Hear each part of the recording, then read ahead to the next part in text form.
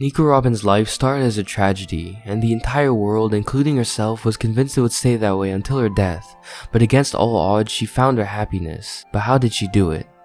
Nico Robin was born in the West Blue, on the island of Ohara. Ohara was famous around the world for archaeology, housing the biggest library in the world.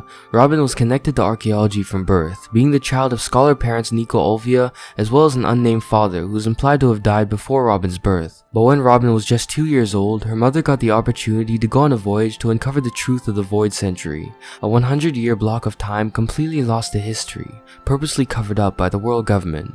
Olvia made the choice to leave her daughter behind to pursue this, as those were the wishes of her husband, putting Robin in the care of her brother and his wife. Immediately after Olvia left, Robin burst out in tears, and her uncle's wife threatened to beat her, and started blaming her husband for taking her in. At only 2 years old, Robin had no father, was abandoned by her mother, and was unwanted by the rest of her family. Some years later, when Robin learned to read, she went to a library to study. The head scholar Clover found her, and she immediately started shaking and apologizing, clearly signs that she was being abused. But Clover surprised her, and said all the books were free for anyone to read, and this gave her hope and a purpose. She delved into archaeology, constantly reading, and around this time she found and ate a delve fruit, the Hanahana no Mi. It granted her the ability to sprout extra limbs, like a flower sprouting petals, which gave it its name. But due to this, besides being abused at home, she became a social outcast, being seen as a freak and bullied by the other children. She didn't take it though, she fought back, but when she would, the kids' parents would blame her, and add on to her isolation. She watched as all the other children had happy families and loving homes to go back to, but when she went home, she was left to do all the chores by herself, and she finally broke down in tears. But when she went to return the book she'd borrowed, she found that there were people that did care about her. The scholars threw her a surprise party to celebrate her passing the doctoral exam and becoming a full-fledged archaeologist at just 8 years old. All her hard work and dedication paid off, and she had something in her life that she could truly be proud of. So she told them she wanted to study the Void Century. All of them had been doing so in secret, and she used her powers to look in on their meetings. She was now an archaeologist too, so she wanted to join them. That was why she tried so hard. She wanted to be their equal and work alongside them, because this was all she had in her life. But despite that, they told her she couldn't because she was still a child, that they knew the risk of what they were doing. If they were found out, they would be killed, but she couldn't understand this. All she knew was that the only people that accepted her didn't view her as their equal, for a reason outside of her control, so she ran away. After running, she found herself at the beach, where she came across a giant, washed up on the shore. She had a very curious mind, so didn't hesitate to walk up to him, and when he woke up and tried to scare her off, she wasn't afraid. She'd been abused, bullied, and isolated, so something like this would never faze her. The giant's name was Jaguar D. Saul, and when they got to talking, he asked her not to tell anyone about him. She agreed, but he said it was impossible for a child to keep a secret like this. But she responded that she wasn't that interested in him, and he burst out in laughter. His laugh made her laugh in turn, and they got closer. Robin started seeing Saul every day while he built a raft to leave the island, even bringing him food, and she felt comfortable enough to tell him her problems, about her mother leaving, her not being included in scholars' research, and her being an outcast because of her power, and he was able to brighten her mood. He kept on laughing, because in his words, when you're laughing, you can be happy. Even though she was just a kid, she was carrying a lot of burden, so Saul told her that whenever she felt hurt, she should laugh instead. Saul finished building his raft and was preparing to leave, but he could see that Robin was hurt by this, and he couldn't leave her when she was at her most vulnerable, so he delayed his trip. They talked more, and Robin revealed that she wanted to go out to sea someday, that she became an archaeologist so that she could one day join her mother on her expeditions. She didn't even know what her mother looked like, but like any child, she still wanted to see her. She then revealed that her mother had left in order to study the Void Century. Saul was shocked and asked if she was looking for poneglyphs, the ancient stones that held the secrets to the Void Century, and Robin was surprised he knew about them, but he told her not to tell anyone else what she knew. Then he asked what her mother's name was, and she told him. He frantically asked if they were on Ohara, and when she confirmed it, he told her that a Navy battleship was on the way to eradicate the scholars on the island. He begged her not to tell any of them what she knew, but she refused to believe him. She refused to believe that everyone that had ever supported her was about to be killed. Saul told her to go back to town to make sure nothing was happening, and even said her mother might have returned as well. This was all so much to process for Robin. All she could do was listen and run back as fast as she could. As she got back to town, she was surrounded by chaos. People were running from all directions, away from a woman carrying a rifle, but Robin was too focused on getting back to the library, to the scholars, and finally reuniting with her mother that she passed a woman by, not knowing it was Olvia. She burst into the library and asked everyone if her mother had been there, but they all denied it, which made Robin lose all the hope she'd gotten of finally seeing her again.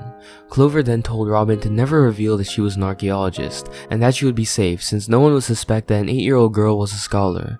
The government agents burst into the library, pointing guns at all the scholars. They forced everyone out to do a thorough investigation to find evidence that they were researching poneglyphs. They forced the scholars onto the ground, except for Robin. As expected, she wasn't even suspected of being a scholar, and was free to go, but even when there was an evacuation warning, she chose to stay with Clover and the others. There was no way that she would leave the group of people that accepted and supported her for years. Clover tried to insist, but was interrupted by a government agent, who'd captured a woman and threw her to the ground. Robin saw this and thought he was cruel for doing it. Clover tried to convince her to leave once again, but at that moment, the woman started staring at her, but she looked away, not knowing who she was. But just then, the agents had blown open the library, not caring about the centuries of knowledge stored inside, but with the explosives, they found what they were looking for. Proof that the scholars were researching poneglyphs, and they were told that this confirmed their death penalty. Robin was in shock and didn't believe it. She turned to Clover and begged him for it not to be true, that they would be killed just for researching history. But the agent yelled at her, creating a fake narrative that the scholars were planning to use the research to make a weapon. She started to argue, but Clover told her it was no use. He then requested to speak to the 5 elders who controlled the world, and when he was granted this, told Robin she had to leave, that just hearing what he was about to say would brand her as guilty. So she finally listened and ran away, hiding behind a corner and watching from a distance. After almost finishing his final speech, the agent was ordered to kill Clover, and he was shot. Robin cried out and ran to him. He was the first person to ever show her kindness, so there was no way she could leave him now, despite him begging her to for her own safety. She didn't want to be alone again. But as they were taking away the woman from earlier, she stood up and realized it. She asked if she was her mother, and at that moment, it all came out. The years of neglect, abuse, feeling alone, having to watch everyone else have parents except for her. Tears streamed out of her eyes, and she begged the woman to tell her if she was her mother, but she denied it. For Robin's own safety, no one could know that she was the child of a criminal, but Robin couldn't understand this. She again yelled out, begging her to remember her. She was devastated, saying all she wanted was to one day hold her hand and walk together, as she'd seen every other child do. She was so desperate she forgot everything Clover and Saul said. She started telling her everything, how she studied so hard to become an archaeologist and could even read poneglyphs. She pleaded to let her stay with her and not leave her again. The island was being bombarded. It was being attacked by a buster call, a protocol for 5 Navy warships to not stop until the targeted island was completely destroyed, and in the chaos all the agents evacuated, so Olvia was left behind. And after 6 years, she finally held her daughter's hand. They both cried and hugged each other. Olvia told her how proud she was. She gave her all the love and affirmation she ever wanted, what she worked so hard for day after day to get, and all of those years of emotion finally poured out. Saul arrived and Olvia handed Robin over to him, telling him to leave and get Robin out of there, as she still had more things to do. Robin refused, begging to stay with her, so Olvia told her why she had to leave. She said that history is humanity's greatest asset. Knowledge of the past must be passed on to the next generation. Ohara wasn't trying to expose history, they only wanted to protect the voices of the past, but even if Ohara perished, they couldn't give up on the future of the world. Robin didn't understand what this meant, but Olvia said that one day she would, and she handed her over to Saul, and gave her one last message: to live. Entire battleships fired at Saul, and he fought back against every single one of them to protect Robin and get her off the island. But during this, the Navy unloaded all their military might onto the library and destroyed it, killing her mother, Clover, and everyone else she'd come to love. All she had now was Saul, and he was being hit with more devastating attacks by the minute. She couldn't do anything, she was just a child, but Saul reminded her what her mother's final wish was, and this motivated her to run to the evacuation ship. But just as always, they cast her out and refused to let her on board. They left an innocent child to die. The Navy noticed her, so she had no choice but to run for cover, and when Saul was trying to defend her, he was attacked. It was Saul's former friend, Vice Admiral Kuzan. They started arguing about the morality of this attack, but just then, the evacuation ship was destroyed. Robin was now the sole survivor of Ohara. Saul picked her up and tried to run, but he was stopped in his tracks. He put her down and told her to get away, run away as fast as she could to get off the island, but she asked what about him, and he said it was the end of the line for him. She refused. She didn't want to be completely alone. He was the only person she had left in the entire world, but he stopped her and told her something. She was alone right now, but someday, without a doubt, she would meet friends. Someday for sure, she would meet friends who would protect her. No one is ever born into this world completely alone. He told her to run, don't look back, and when things seemed unbearable, do what he taught her. Laugh. Just like this.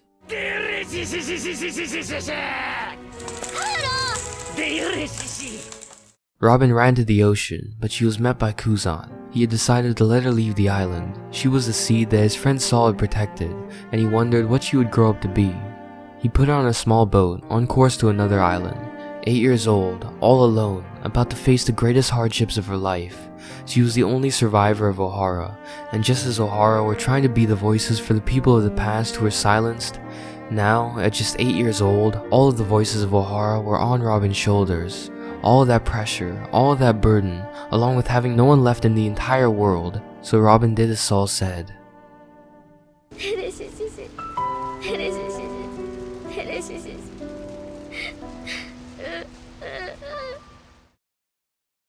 Robin had no time to relax. She was on the run immediately. The Navy put a bounty of 79 million berries on her head, and this ensured that she wasn't safe anywhere. She tried her best to settle down somewhere, not causing any trouble, willing to work and not be a burden to anyone, but every single time she was taken advantage of and tricked. She saw the depths of human greed and evil during this time, how otherwise good people could be corrupted and forfeit all their morals for a chance at riches. So when trying to live an honest life didn't work, Robin had no choice but to surround herself with criminals, but even that didn't work. She was told over and over again that her sin was being alive. She was called a demon child, cursed, but she had one single thing that kept her going, the legacy of Ohara, the study of the poneglyphs, her first and only passion, the only thing that gave her purpose, uncovering the secrets of the Void Century. She slowly followed every lead she could while on the run, occasionally finding poneglyphs, but none of them had any huge information on them. She lived like this for years, joining criminal organizations and learning to betray them before they would betray her. She ran and ran for years, her emotions going numb, not having any connections to a single person in the world, but finally, at the very least, she had the chance to have some stability. She made her way to Alabasta and met Crocodile, a warlord of the sea that needed her ability to read the poneglyphs. So, until he found the poneglyph he was searching for, she knew that she would be safe from betrayal, at least for the time being. She joined his organization Baroque Works and took up the codename of Miss All Sunday, Crocodile's direct partner, and the only one to know his true identity. And so, her new life began. All of her years of experience in dealing with the underworld made her perfect for this new job. She was by far Crocodile's most useful agent, carrying out every task and mission flawlessly.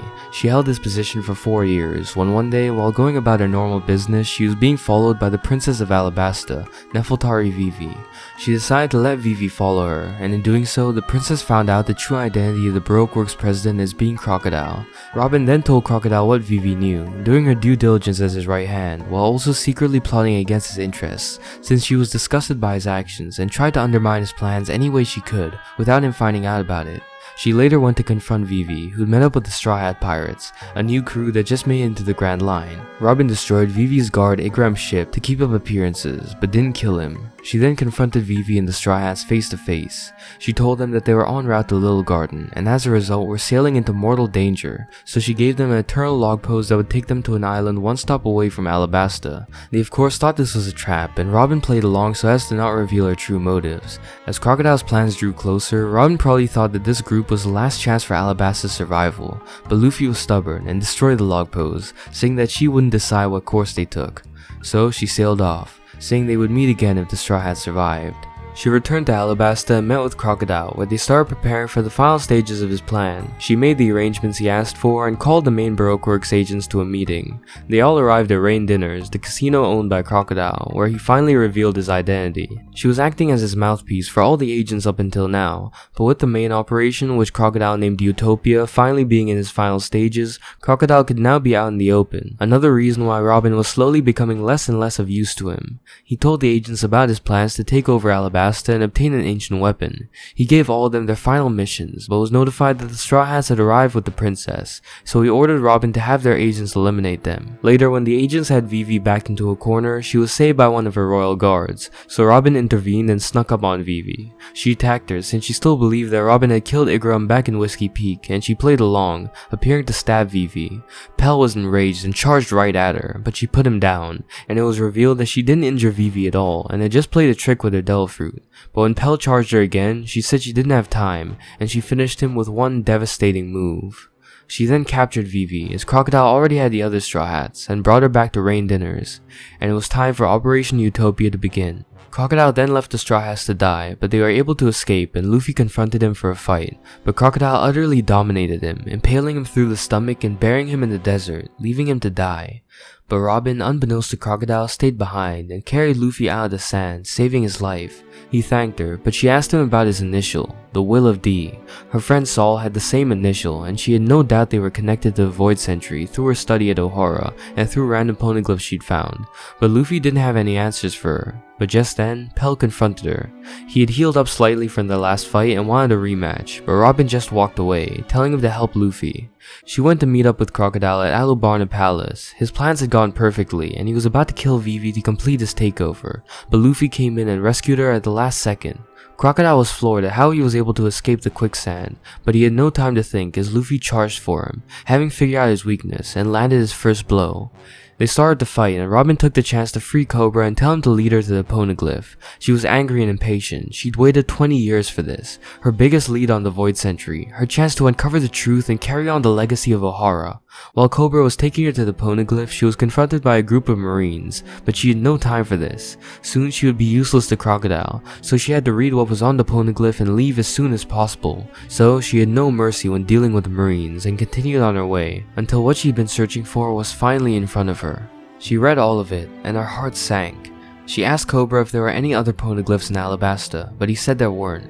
Before she could do anything, Crocodile arrived, having defeated Luffy again, and asked her to read it to him, and she started reciting Alabastan history instead of what was actually on the stone.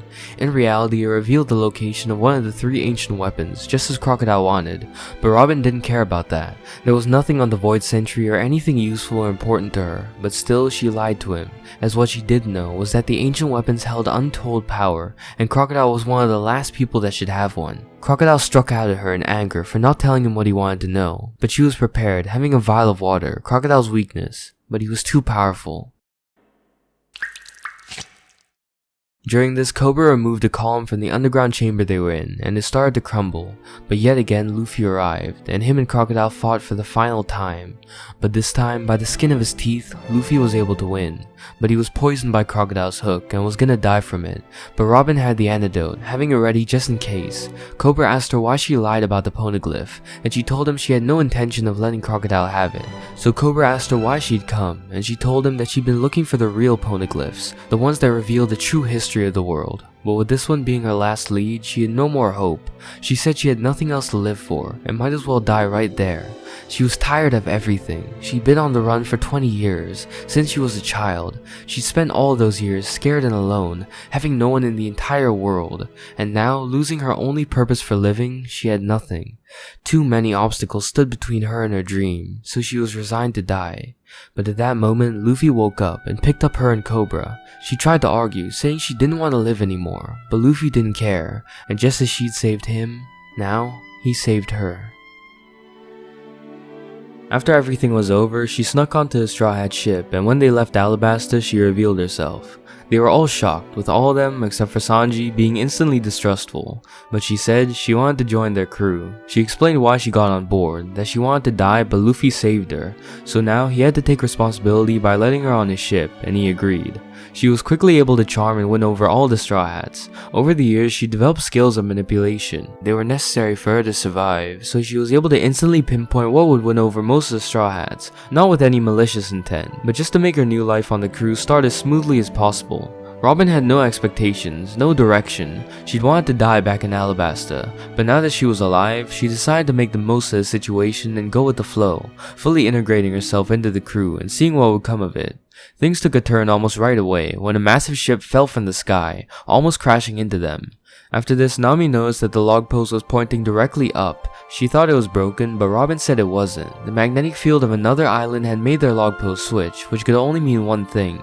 It was pointing to a sky island. She explained that there were islands in the sky, and even an entire ocean up there, though she hadn't actually seen it and didn't know much about it.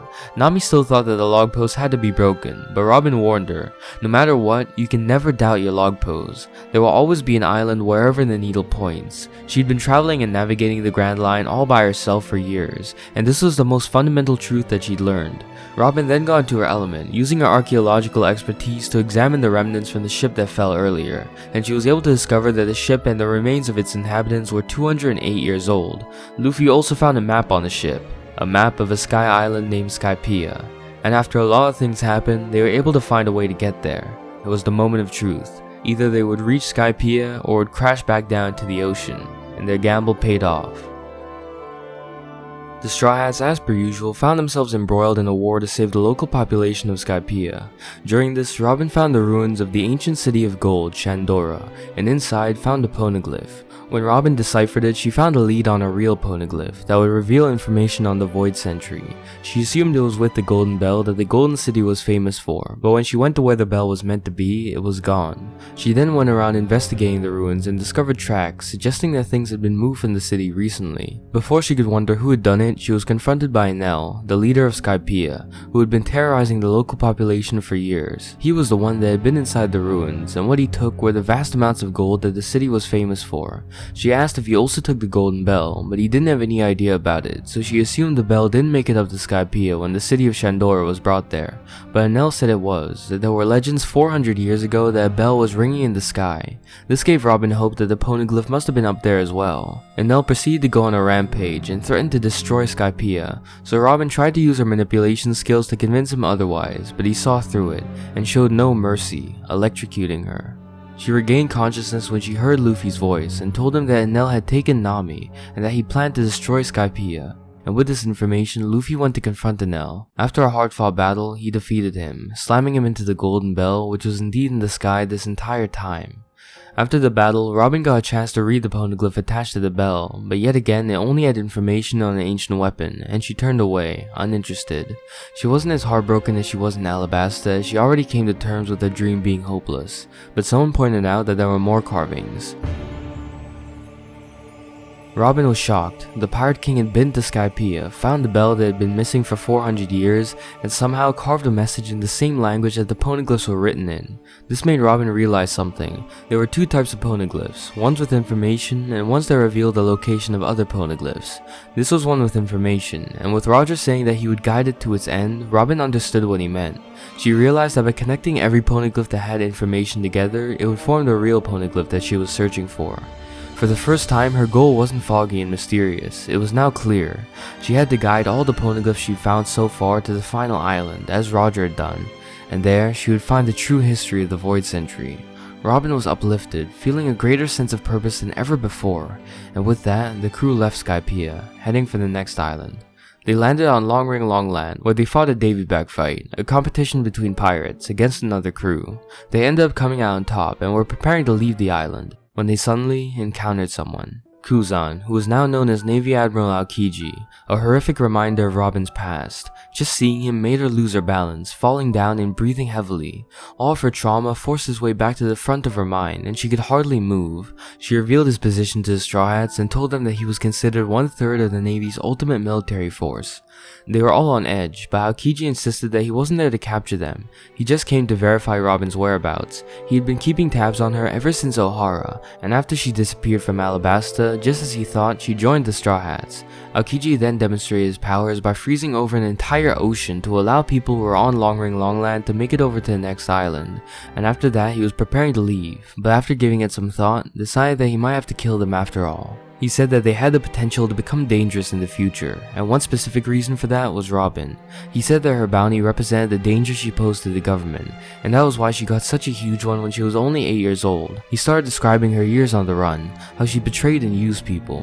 He warned the Straw Hats that every organization she's ever been a part of has fallen, but yet she always survived. He accused her of planning to betray the Straw Hats too, but this enraged her, and she lashed out, crushing his body.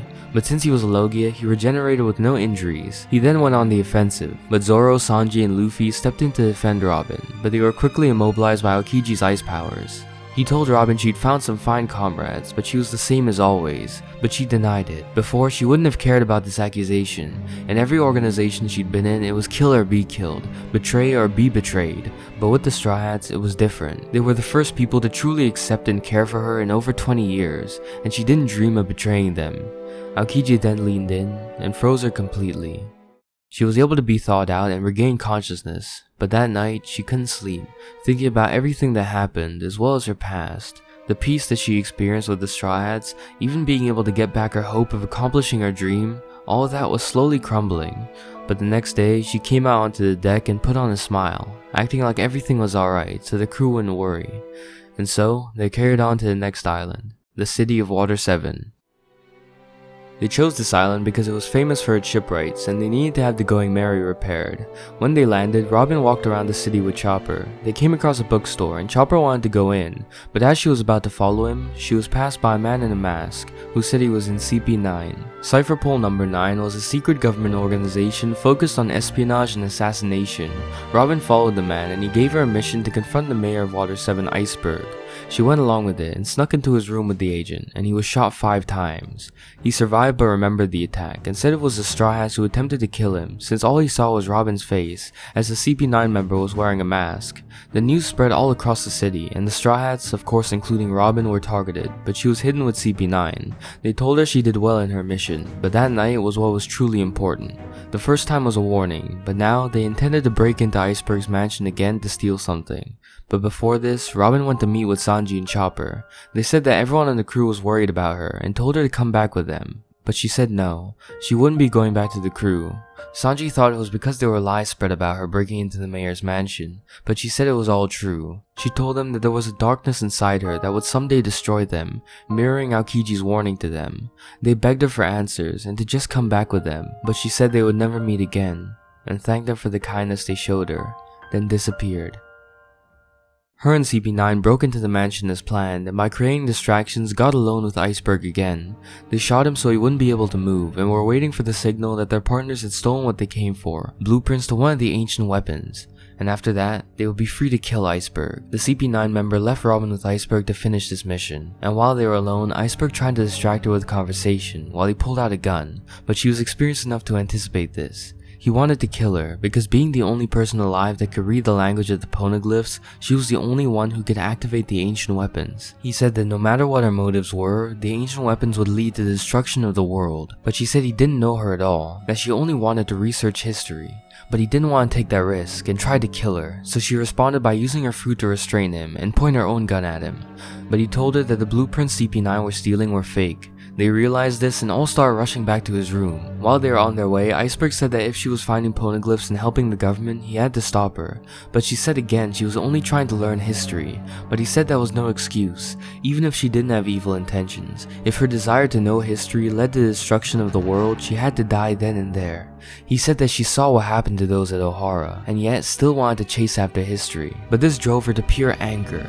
She lashed out, demanding to know what he knew about Ohara. He had no idea how much the government had done to her, so he asked why she was helping them then, and she told him everything. She revealed why she listened to them and followed along with the missions they gave her. It was because she had a wish. Their conditions were 1. To frame the Straw Hats for Iceberg's attempted assassination, and 2. Turn herself over to them and obey all their orders. Iceberg asked why she would ever agree to this, and she said that they told her that they had permission to activate a buster call against the Straw Hats if she refused. The thing that ruined her life, led to the deaths of everyone she ever loved, brought her so much trauma, was threatened to be used on the only people who cared about her in over 20 years. In the past, she's been able to run anywhere, betray anyone, because they would do the same to her. She had nothing to protect, but now things were different. She found companions who believed in her. The life she threw away, the dreams she gave up on, they gave everything back to her. And the wish she spoke of was to let the Straw Hats sail away from this island safely. Iceberg asked if she would let an ancient weapon be awakened for that reason, if she cared what would happen to the world, but she said she didn't. The Straw Hats were all she cared about, and no matter what happened to the world, she would be happy as long as they got away safely. The CP9 agents returned to the room, revealing that most of them were undercover, working for Iceberg right under his nose, and they figured out that he had passed the blueprints over to his old friend Cuddy Flam, aka Frankie. But right when they were about to leave, the Straw Hats burst into the room. They demanded to know why she was with CP9, but all she told them was that she joined them to make her wish come true, and to accomplish this, she would make any sacrifice. They all came to the conclusion, as she wanted them to, that she had betrayed them, except for Luffy, who knew she was lying, and refused to let her leave, but she didn't listen, and the Straw Hats weren't able to get past the CP9 members, and she told them she wouldn't be seeing them again, then vanished. She went to the station where government agents were waiting for her and told her to board the C train. CP9 arrived shortly after, having defeated the Straw Hats, but didn't kill them, holding up their end of the deal of letting them escape the island as long as Robin cooperated. They got on board and the train began its trip. It was on the way to Enies Lobby, the Judgment Island, and in all the years it's been in operation, once a criminal steps foot on it, they would never see the light of day again. During the trip, Robin heard a knock at a window and saw Sogeking. She let him inside and he told her that Sanji and Frankie were on the train too, and the rest of the Straw Hats were following behind as well. She was incredibly upset by this. She said that she told them she was leaving and would never return to the Straw Hats, but yet they still came after her. But Sogeking told her that Iceberg had revealed what she said, that her wish was for the Straw Hats to leave in peace, and that she had sacrificed everything for that. She still tried to insist, but Sogeking said that the Straw Hats weren't so weak that she needed to worry about them, and should have just been honest with them.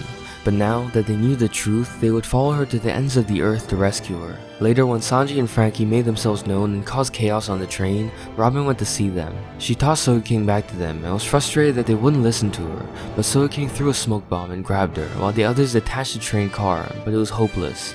CP9's Delphi powers and strength were too much, and they took Robin back. But as she was leaving, Sogeking left her with a final message, to have faith in Luffy. And shortly after, they arrived at Enies Lobby. She was brought before the CP9 director Spandam, the son of the agent who was in charge of the Buster Call in Ohara all those years ago. He said that Aokiji was the one who told him that Robin was headed for Water 7, and she asked why he gave Spandam the authority to activate a Buster Call, but he responded by slapping her for asking him a question, saying he would make her know suffering that made her wish she had died instead. He would torment her, use her, and finally throw her in the sea when he was done. He told her Luffy and the others had arrived at Enies Lobby, but by now they were all captured, and he said he would take them all to Impel Down, the worst prison in the world, but she exclaimed that that wasn't what they agreed on, that she cooperated with them on the condition that they let the Straw Hats go. But he said that the agreement was to let them leave Water 7, but after they did, they decided to go to Enies Lobby, so that was the end of the agreement. She was in disbelief that they would go back on their word, but Spandam started stomping on her. She grit her teeth, realizing that she'd done all this for nothing, and now the Straw Hats would be sentenced to a horrible fate and Impel Down, all because of her. She was then chained up, dejected, just waiting to be taken away to prison. Spandam then came to gloat, saying there was a call from the main island that must have been about the fate of the Straw Hats. He answered the call, but he didn't hear what he was expecting.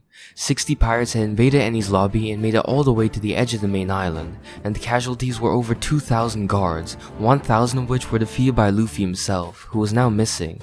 It was a catastrophe, the likes of which they had never seen before in the entire island's history. Frankie burst out laughing, but Robin was still reserved. She'd learned throughout her life never to get her hopes up, and time again, when things seemed to be going well, that was when everything crashed down around her. Spandam then told her and Frankie to get up so he could take them to Impel Down immediately, but just then, she heard a familiar voice.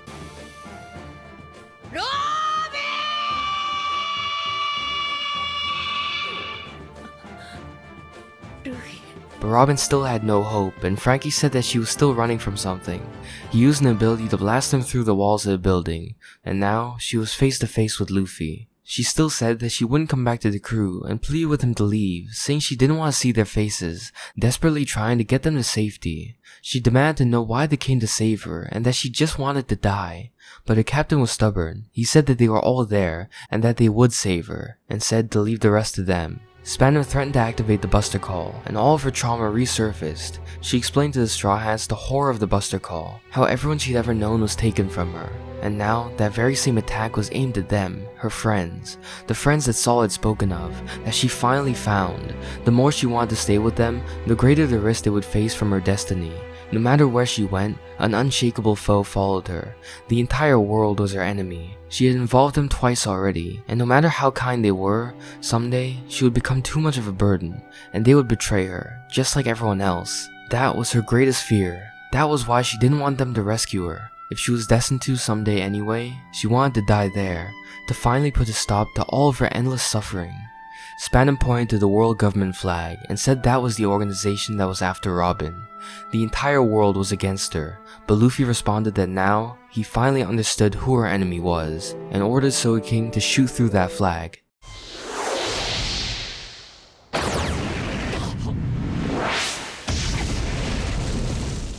Robin watched in shock. This moment meant everything to her. The symbol of the looming evil that had plagued her and chased her for her entire life was just lit on fire.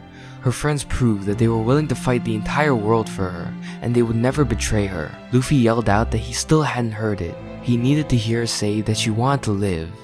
All her life she was told that she wasn't allowed to live, that just existing was her greatest crime.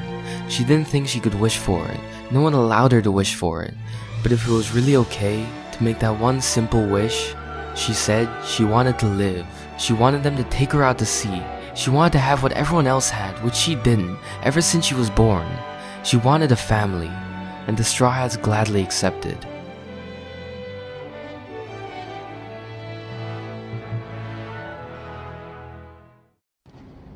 They rushed forward to her rescue, but Spandam started dragging her away. She now wanted to live, but she had sea prism cuffs on, so couldn't do anything to defend herself. Spandam started taking her to the Gate of Justice, and once they went through and it closed, there would be no hope for her. The Straw Hats had to fight through all the CP9 members to stop Spandam, and Luffy was getting very close. He screamed Robin's name, and she smiled, but he was stopped by the most powerful agent, Rob Lucci, and Spandam continued dragging her away. He desperately called the other agents wanting to know how they let Luffy get that close, but he clicked the wrong transponder. It was the golden transponder, and by clicking it, he activated the Buster Call. 5 Vice Admirals and 10 warships would arrive in 30 minutes. Spandam denied that the Buster Call would affect him, but she told him the reality, that the destruction wouldn't spare the Marines, and that Enies Lobby would be leveled without mercy. But Spandam didn't care, willing to sacrifice his subordinates if it meant he would gain more recognition from the higher-ups. But the whole time, he was accidentally transmitting their conversation to the whole island, and Robin took the chance to tell everyone to evacuate before it was too late. But Spandam slapped her and continued taking her to the Gates of Justice, which were now beginning to open. Spandam dragged her until they were finally in front of the gates, and they began crossing the bridge to get through. Robin tried to run, but Spandam grabbed her by the hair, but she didn't stop, letting him rip it. Her will to live was stronger than it had been in decades, so she did whatever she could to escape.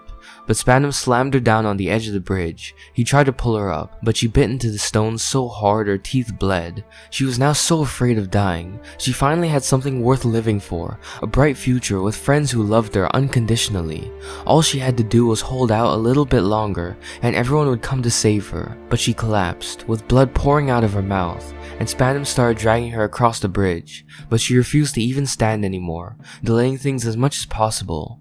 She said they would never make it across the bridge. The Straw Hats said they would save her, and she put her entire soul into believing them after doubting them for so long. So Spandam stopped and decided to try and break her spirit. He brought up all of her trauma, from Ohara to her life as a child being hunted by mercenaries, not being able to trust anyone, and she started crying, remembering all of it. But she wasn't broken. She was strong now, she had hope, and screamed back in his face that even after everything that happened to her, she was still alive, but he would die.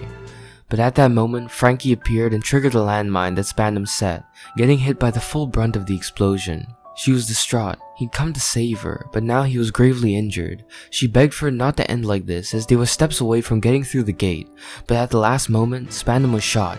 From the top of the tower, Sogeking had shot him in the back. She took this chance to start running, and the Marines fired at her, but Frankie got in the way of the bullets. Sogeking then declared that he'd shot over a package containing the keys to Robin's cuffs, and Frankie got them off. Robin was finally free, but they weren't out of danger yet. But now, at least she could defend herself, and her first act was to slap Spandam as many times as he slapped her and more, and after that it was time for them to make their escape. But right then, the Buster Call had arrived. Robin fell to her knees and couldn't stop shaking, so Spandam took the chance to attack her, but Frankie was able to stop him. He asked if the Straw Hats would really come, and she said she was sure of it. So Frankie said that he'd clear up an escape path for them, and Robin said that she'd help him, that this Buster Call was different from Ohara. Now, she had nothing to be afraid of. because she wasn't alone.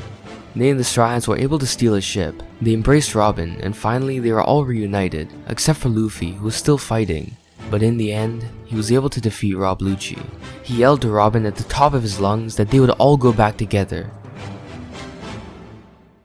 But Luffy gave his entire body and soul to win, so he couldn't even move after the fight. All the warships closed in on them, and when it seemed like there was no escape, Usopp told them all to jump into the sea. They didn't know what he was saying, but they all trusted him completely and listened.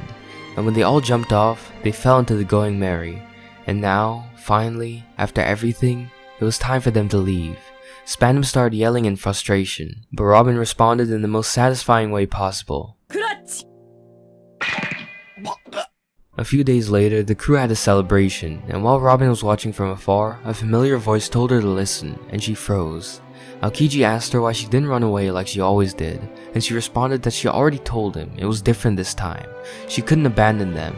He told her that since Saul was a close friend of his, since the day he let her go, it was his duty to follow her and make sure she didn't waste the life that Saul saved. But after 20 years, she hadn't found anyone to rely on like Saul said she would, so he decided to end the story of Ohara. But unexpectedly, her friends defeated CP9 and saved her. He asked if she finally found a place where she felt safe, and she said yes. He said he didn't know if it was right or wrong for Saul to let her live, but maybe she could answer that question for him, and she said she intended to. So he told her to live her life and prove that Ohara was still alive, then disappeared. While she was processing everything, the Straw Hats called over to her and started making jokes, and she joined in, finally being able to let her guard down and relax, after 20 entire years. They then found themselves on Thriller Bark, where they encountered Gecko Moria, who stole Robin's shadow, and later on because of this, when the sun started to rise, Robin and the others who had their shadow stolen started to disintegrate. She was so close to losing everything she just gained, but she had complete trust in Luffy to pull through, and in the end he was able to, and her shadow returned to her. They moved on toward the Sabayoti archipelago, where they met the former first mate of the Roger Pirates, Silvers Rayleigh. He revealed many things, but Robin was interested in what he discovered on the final island. She asked what the Will of D was, about the carving left by Roger on Skypiea, and if he knew what happened during the Void Century, and he said he did. The Roger Pirates had learned everything she wanted to know about, but Rayleigh gave her a warning. He told her not to get ahead of herself and take things one step at a time, that the Roger Pirates and those at Ohara were too hasty, and even if he told her everything, there was nothing she could do about it. He said that the answer she arrived at could be different from theirs after she saw the entire world at her own pace, but if she still wanted to know, he'd tell her everything. But she said no, she would continue on her journey at her own pace, as he recommended. After they left, Sabayoti went into chaos after the prior actions of Luffy, and they wound up being confronted by the warlord Kuma and the Admiral Kizaru, but no matter what they didn't stand a chance against them. Luffy ordered them to escape and meet back up in 3 days. Robin carried Luffy while he was injured, and while they were trying to get away, Zoro was confronted by Kuma, and suddenly, he disappeared. Luffy again frantically begged them to get away, but one by one, Kuma made the crew disappear. Luffy sprinted away from Robin to help them, but Kuma effortlessly deflected his attacks and continued his assault on the crew, until finally, Robin was the last one left. Luffy begged her to run, but she couldn't get away, and tried saying something to him, but she disappeared. Kuma's technique wasn't deadly or harmful. It transported the Straw Hats to different destinations. It made them fly through the sky for hours or days until they got there. And in Robin's case, she was sent to an island called Tequila Wolf in the East Blue. She was captured and chained up, being told this was a nation of laborers. They brought criminals and citizens of countries that weren't part of the world government here to work. They were building a bridge that would connect islands together, and despite the workers collapsing from exhaustion constantly, new people were always being streamed in. This project had been going on for 700 years, and with that much time and this many resources being poured into it, Robin asked what it was for, but her captors refused to tell her and put her to work, enslaving her. She got to work, but after a while was able to steal the keys to her chains. But before she made her escape, the Revolutionary Army arrived to free her and the other slaves. They told her they'd been looking for her for over 10 years, since she was the only survivor of Ohara. They said that their leader told them to guard her at all costs and asked her to meet him, but she said she couldn't because she had somewhere else to go. She had to honor her agreement to meet back up with her crew at Sabayoti, and she said she didn't need their protection because she had her own friends. They still gave her a ride across the giant bridge, and on the way, she again asked what it was for, But they too didn't have an answer, besides that the celestial dragons, the leaders of the world, had ordered for it to be built, and for that purpose, countless slaves lost their lives. They then got a newspaper and handed it over to Robin. Luffy was on the front page, and she was glad to see that he was alright. He had just fought in the biggest war the world had seen so far in the Great Pirate Era, so she had been worrying about him. But in this picture, he left a message for the Straw Hats, which she found funny. On his arm, which he made visible on purpose, he had the words 3D and 2Y written on it, with 3D being crossed out. The message being that instead of meeting at Sabayori in 3 days like they agreed, he changed it to 2 years. Robin understood that he didn't want to rush things and was telling the crew that he would take this time to get stronger and that they should do the same. So Robin told the revolutionaries that she could now stay with them, and they made their way to Baltigo. She reminisced about all the hardships she faced and everything Luffy did to rescue her from all of it, and she was determined to get stronger just like he was, and even thought that this was the first time she wanted to be stronger for someone else's sake instead of having to get stronger just to survive, and this made her happy. She stayed with the revolutionaries for the next 2 years, and she learned many things. One of the new abilities she gained was Fishman Karate, which she learned from the officer Koala. She also spent this time improving her abilities by herself, training her devil fruit to reach new heights, being able to create extra limbs that were massive and could do incredible damage. After the 2 years had passed, she returned to Sabayori, but the second she stepped foot on the island, she was being pursued. She was safe in revolutionary territory for the last 2 years, but once she was on government land again, she had to be constantly vigilant. She was one of the most wanted people in the world for the government, despite her bounty not reflecting it. Being the only person alive that could read poneglyphs and furthermore awaken ancient weapons, it was of utmost importance to them that she was captured. So she stealthily made her way through Sabayori until she reached the Straw Hat ship, which she was really happy to see again after all this time. She said that she was the second last to arrive on the island, and now they just had to wait for Luffy. But in typical fashion, he arrived with a bang, being flown in on a massive bird, but also being chased by marines. The allies that the crew met during the last 2 years held them off though, just long enough for the Straw Hats to escape and make their way towards Fishman Island. When they landed, Robin's main objective was to get closer to her goal, and when she heard there was a poneglyph in the forest, she made her way towards it, and said that this country should hold the key to the Void Century. When she arrived at it, she said it was different from all the other poneglyphs that she'd seen, that it was like an apology from someone named Joy Boy. She later asked the king of Fishman Island about this, and he said that Joy Boy was a person who lived during the Void Century, and the message was meant for the mermaid princess at the time, and Robin put together all the pieces to discover that that mermaid princess was in fact the ancient weapon Poseidon that she learned about on Skypiea, and that the current mermaid princess was the new Poseidon.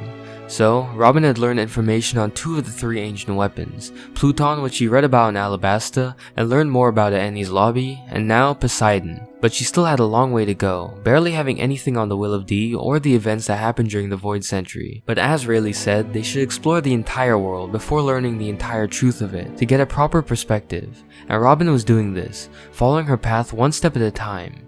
They moved on to the island that sat on top of a massive elephant, Zoe.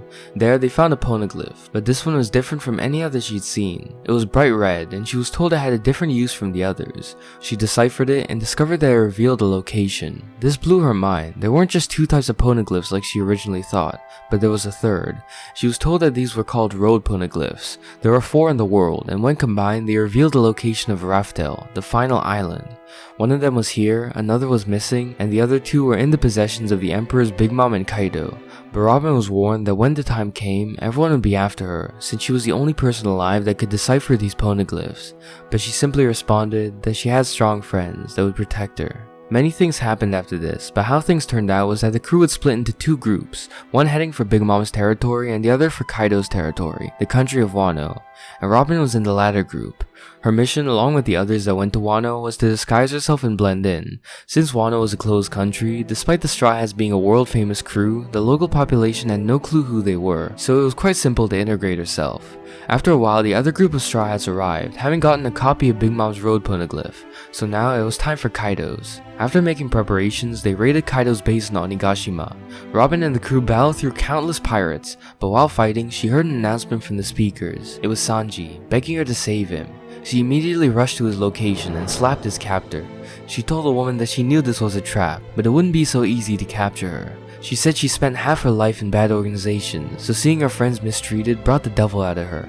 Brook then cut Sanji free and he started making his escape, and Robin called out to him, thanking him for counting on her. The Straw Hats had done so much for her, and Robin was ecstatic whenever she got the chance to repay them. Almost immediately, Black Maria used the technique to create illusions of Robin's mother, Professor Clover and Saul. She started to tear up, saying she missed them so much. She started running towards them, but it was all a trick on Robin's part. She struck her opponents, not being fooled by the illusions. Black Maria then told her that she was delusional for thinking Luffy would beat Kaido, and said she was being hunted all over the world and was nothing but a burden to her crew. Exactly what Robin said herself in Enies Lobby, but she's grown immensely since then. Black Maria started insulting Sanji for luring Robin there, but she responded that she would never understand what it meant for Sanji to rely on her. Robin then went on the counterattack, but it seemed like Black Maria was too strong. But Robin responded using the technique she'd learned during the time skip, and then started transforming. She embraced her name of the Demon Child, the name that once brought her so much pain, an insult that people used to tell her that she shouldn't have been born.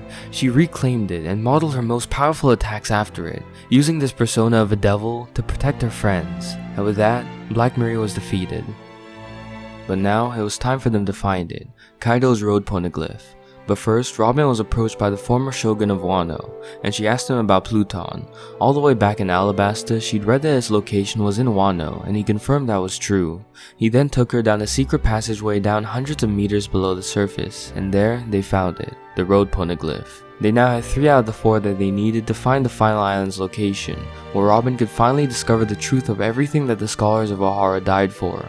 They proceeded to leave in typical Straw Hat fashion and sailed off to the island of the future, Egghead. When they arrived, they met with Dr. Vegapunk, who had been split up into multiple bodies. The Straw Hats were given a tour around the island, and when Frankie marveled at how futuristic it was, Vegapunk corrected him, and said this wasn't an island of the future, but one of the past, and said that 900 years ago, there was a civilization far more advanced than anything in the world currently. The Straw Hats were shocked, but Vegapunk said that he once knew an archaeologist who risked his life to shed light on this ancient kingdom, and said that Ohara was eradicated because they uncovered that kingdom's existence. His theory was that 800 years ago, the 20 kingdoms that formed the world government battled against this one advanced kingdom, and when they came out on top, erased every trace of it from history, and to this day eliminates anyone who discovers this truth. He then asked Robin that if this was the reason for the Ohara incident, wouldn't that be confirmation of this theory being true? But Robin asked how he knew Ohara was researching these things. All the books and materials there were destroyed, but he said that no, the will of Ohara lived on. Vegapunk revealed that he knew Professor Clover, and this surprised Robin. He told her how he traveled the world, obsessed with the Void Century, and through his adventures gained many followers, becoming the most famous archaeologist in the world, and countless scholars came to Ohara to work with him, which was how it became the center for archaeology. But that concentration of talented minds led to tragedy, with all of them being right there in one place when the Buster Call was triggered.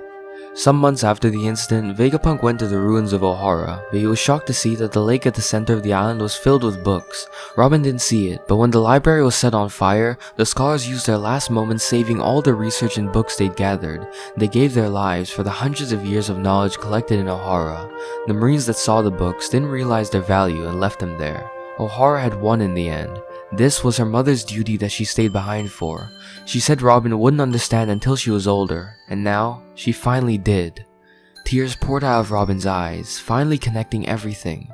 She had trouble recollecting that day on Ohara because of all the trauma associated with it, but now she could look back with pride. She could see it as a victory instead of a tragedy, and the scholars of Ohara as heroes that gave everything for the future. She asked where all the books were now, and he said they were taken by the people he saw that day. Giants were dragging the books out of the lake, and while Vegapunk watched, he was met by the revolutionary dragon. He told him that the giants were well aware of the value of the books, and that their captain was a man covered head to toe in bandages, who knew that Ohara sacrificed themselves for those books, and couldn't let them be erased from history.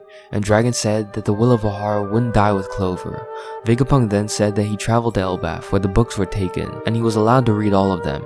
He memorized everything in those books and continued Ohara's research in secret, and Robin realized something. She asked if that captain was named Saul, and Vegapunk said he was in hiding, so he couldn't confirm anything.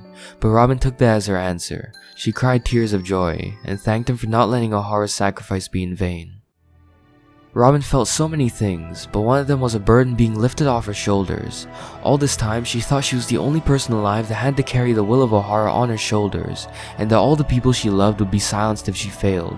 But now, she learned that Vegapunk was making use of all of Ohara's knowledge and progressing their research, and on top of that, the books were gathered in one place, where future generations could learn from them as well. But most special of all, Her friend Saul, who she thought was dead for all this time, was alive, and she could meet up with him, showing him that he was right about everything. She found the friends that he said she would, and they both could carry on Ohara's legacy.